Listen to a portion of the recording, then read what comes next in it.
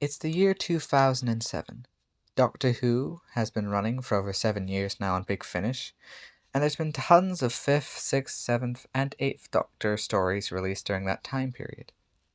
But there was something that was missing, and that was the classic 60s and 70s Doctors. At this point in time, William Hartnell, Patrick Troughton, and John Pertwee had sadly passed away, so what could you really do about those Doctors? Not now, go away, shoo! Anyways, that question would finally be partly answered in January of 2007 with the release of the Companion Chronicles. 4 hour-long stories were released in that same month, going through Doctors 1 to 4 in chronological order. In this range of stories, we saw John Pertwee be given a Cyberman story, something that sadly didn't happen during his era on the show during 1970 to 1974. The Companion Chronicles would focus on a story from one companion. The actor would narrate and play their character, and they would probably have one extra actor there. Marcia Ashton played Karna in The Beautiful People, and Keith Drinkle played the Sindel in Frostfire. Then there was Nicholas Briggs, who would play the Cybermen in The Blues Tooth, and also played the Daleks as well, which I feel brings us nicely into our first real dive into the Companion Chronicles. You've hopefully seen the title, so get comfy, as we take a look at a certain fear.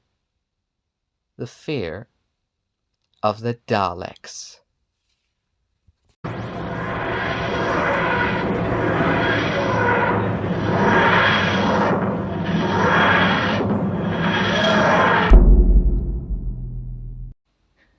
Fear of the Daleks was the second Companion Chronicles to be released, featuring Zoe Harriet, played by Wendy Padbury, who tells us the story of one of her encounters with the Daleks, but it's done in the form of a dream or memory, since this story is told after the events of the War Games, which I feel was a good creative decision to show what it would Zoe after being with the wheel. I've not listened to Companion Chronicles, not sure if this is done later down or not yet. Also, for those of you with keen ears, you probably said it was one of her encounters. And that is because of Daughter of the Gods, which came out back in November of 2019. But I'm getting off topic now.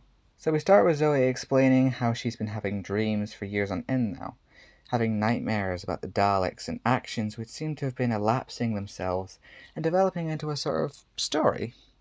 And it seems she finally got enough fragments and pieces to go to a counselor, which we probably take the perspective of. Zoe comes up with a theory that something is blocking her photographic memory, as she sees a younger Zoe in those dreams as they've played out over the years. This blockage being the Time Lords wiping her memory, of course. But it seems the effects have been wearing off, which is a nice connection to the last scene we saw of Zoe in the War Games, where she recounts she thought she was forgetting something, but it was probably nothing. Zoe continues to explain the events we know from the TV, with her sneaking in the TARDIS and seeing the Daleks, which seem to really get to her when she sees the Daleks, even just on the TV screen. Of course, there is this section of dialogue as well. Did you not just see? The Doctor tried to calm me. I personally witnessed their final end. You have nothing to fear from the Daleks, because there are no Daleks. Yeah, that certainly is true now, isn't it, Doctor? Not to take the mick, of course, but it's kind of always funny when someone says, "Oh yeah, this thing is bad, but don't worry, this bad thing will never happen." And then 5 seconds later, "Hey, you know the bad thing I mentioned? Yeah, it's happening." The TARDIS crew arrive on an asteroid that has a facility built into one of its craters, which seems to have a protective dome over it to let people breathe in and out without worry. Deciding to explore around the city and arriving at a stall that sells cinnamon-smelling fish, and the owner of the stall is surprised when she asked where they are.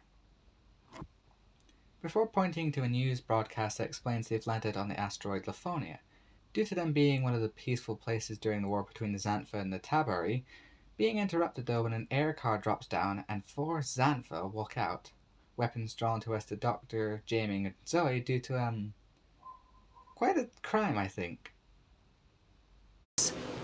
You are under arrest, their captain bellowed. On what charge? the doctor demanded, incensed but dignified. Livonia Police, the captain growled. I arrest you for fouling the pavement. Yeah, I did need to look up the word for fouling, which basically means their very presence on the pavement is illegal. The reality is, though, that they are Xantha, and they picked up the trio after noticing them the moment they arrived, but they seem like they didn't arrive the usual way via a spaceship. Of course, they do arrive via a spaceship, but not your average spaceship. Anyways, they're taken to the leader, Professor Atrika, and another named Tabari. Yeah, this is going to get confusing, I think. It's also where the Xanthans' plan is uncovered to the trio. Due to Zoe and the Doctor's intelligence being some of the greatest around, it does rile Jamie up a bit since his mind isn't as evolved as the other two. They plan to use a mind crystal, but this is a mind crystal that wasn't created by them, but rather it's been created by none other than the Daleks. They plan to use the mind crystal on the two of them so they can take over the Xantha world and also take over the Tapari homeworld. This does remind me of Mavic Chen and the Daleks' master plan where everyone around him knows the Daleks will betray him, except Chen himself. Of course the Xantha aren't willing to listen, planning to use Zoe to kill the Xantha president by subjecting the mind crystal onto her to have the information be receptive to it all, while simultaneously using her as a test subject to check the mind crystal. While the Doctor will be used for another mission to force people to join their side, or face destruction, from the rockets owned by the Xantha. It's a small rebellion in the Xantha race as they want destruction and war to occur, as their own race is about to make peace with the Tapari race. Now after Zoe has been injected and her consciousness placed into the avatar copy of her, whilst her real body sleeps. The copy then instead sees a room of Daleks who have identified the Doctor and are heading to capture him within the rebel Zephan base. Then she finds herself with two Tapari soldiers, who escort her to the Tapari president, who I'm going to call Ram Vendel moving forward. Being forced to explain to the soldiers that she's a refugee from Barrier Colony 9, where a battle took place and that she merely stowed away inside of a container. Meeting Ram Vendel, who is a rather kind woman, and she wants to have peace with the Xantha, as the two species were born on the same planet.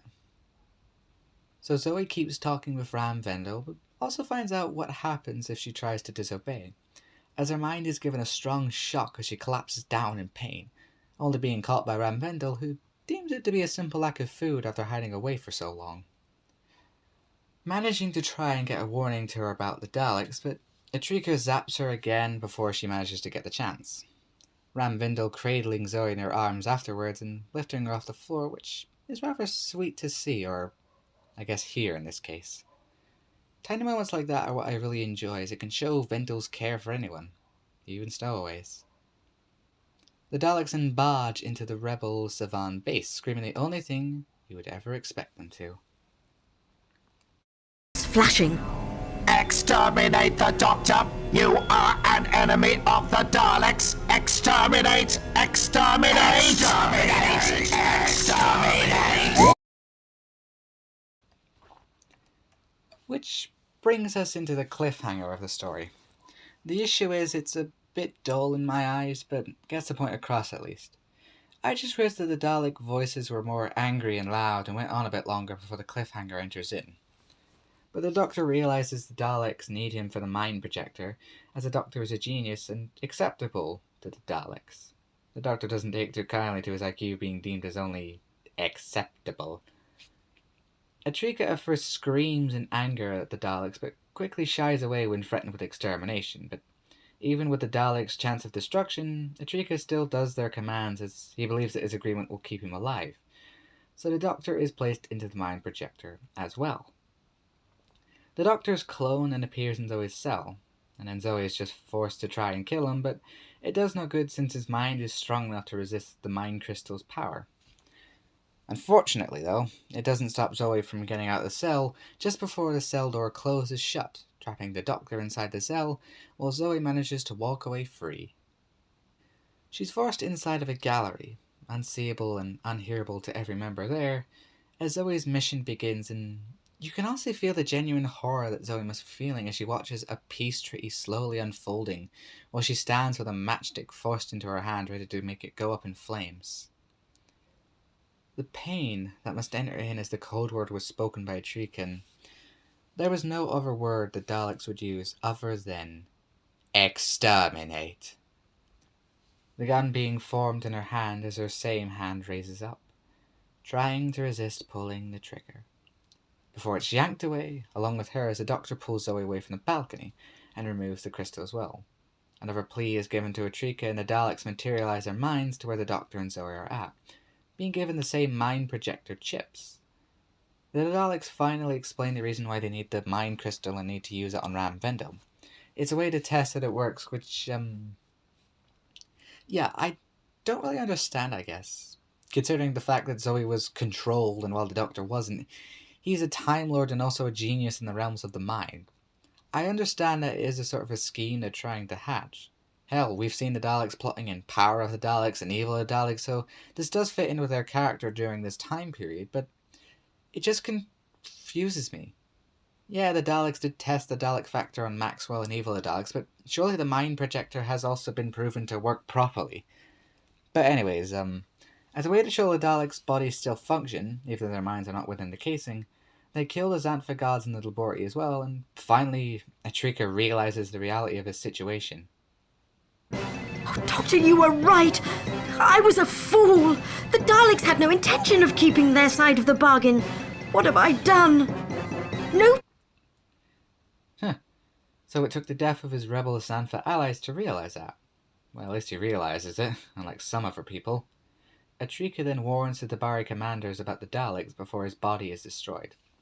Also, this is just a wee side note, as the audio seems to fade out for a moment in the audiobook. I'm not kidding either, just take a listen and please note, I did 0 edits to this piece of audio. They're going to kill us, I cried. Exterminate! Exterminate! Exterminate!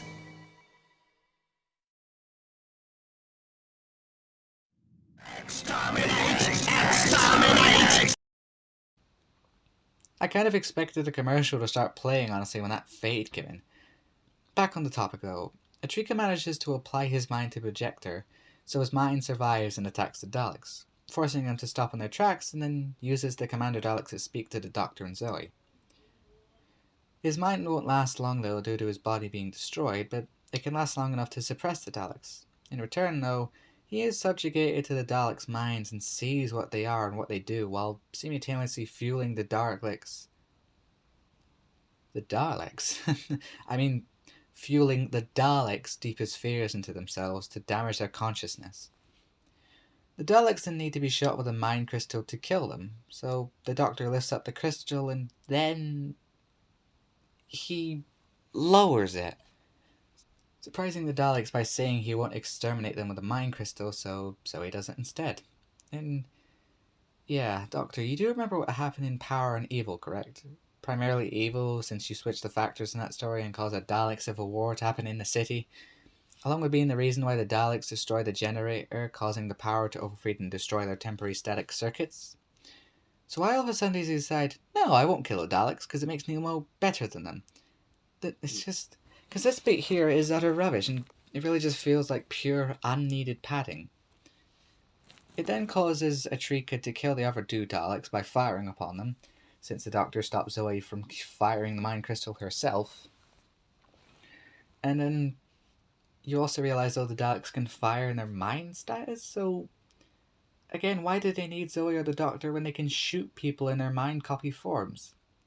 If it was a case where the Dalek casings, or the body, if you prefer, forced the Daleks to not be able to fire in their mind copy form, then yeah, I would understand why they need Zoe or just someone who is intelligent enough to handle the mind crystal. Because their plan would work. If you just removed the middleman in it and replaced it with a Dalek. Just have the Dalek mind copy form be the one to shoot Ram Vendel. It's like in Resurrection, where their plan was so overly complicated, but if they focused on one part at a time rather than doing every step in one go, it probably would have worked. Okay, ranting is over for now, but Atrika makes his own casing self-destruct, and the Doctor and Zoe then return to their original bodies, same as the Dalek bodies. A mystery does come in at the end as well, whether Ram Vendel knew about Zoe being mind-controlled, and whether she knew who she was when seeing her in the laboratory or not. The Doctor then uses his sonic screwdriver to blow up the mind crystal. We then return to the present as Zoe's council session ends, being told about one of her dream reports and how the Doctor seemed to tell her she wouldn't have to have any more bad dreams about the Daleks, as the Daleks are no more. So, that is Fear of the Daleks, and yeah, it's not perfect. That is kind of obvious. It does have some interesting ideas in it, such as it being told from Zoe's perspective after being returned to her original point in time and having her mind wiped. I'm not sure if there are more Companion Chronicles stories that take this route with Zoe, but if there are, then I don't blame them, since it's a very interesting format to follow with. It's somewhat like the Second Doctor Adventures Beyond War Games. Of course, Zoe and the Doctor are two separate characters, and their fates are extremely similar, but also extremely different too. The characters are also well played out, Ram Vendel being the highlight in my opinion, while Atrika is the more stereotypical henchman, along with just a very unnecessarily complex plan by the Daleks who could be made so much better, and in several areas which would actually work with a single change. The Doctor and Jamie are also well written, and the same goes for Zoe, minus the bit where the Doctor decides, yeah, you might be Daleks, but I want to be stubborn and different right now, so I'm not going to kill you. Again, Doctor, you've battled the Daleks twice before. Technically 3 times counting Daughter of the Gods, but don't quote me on that. Overall, this story has its highlights, but also its downlights. I do recommend it if you want to get into the Companion Chronicles and can look over the more petty, annoying aspects with an extreme out-of-character moment and a messy plan. If you can't though, then odds are you would probably just get this if you're a completionist, as it is still cheap at only £2.99.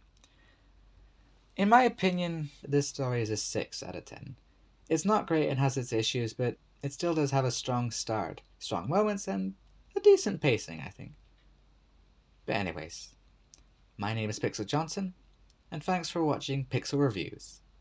See you next time.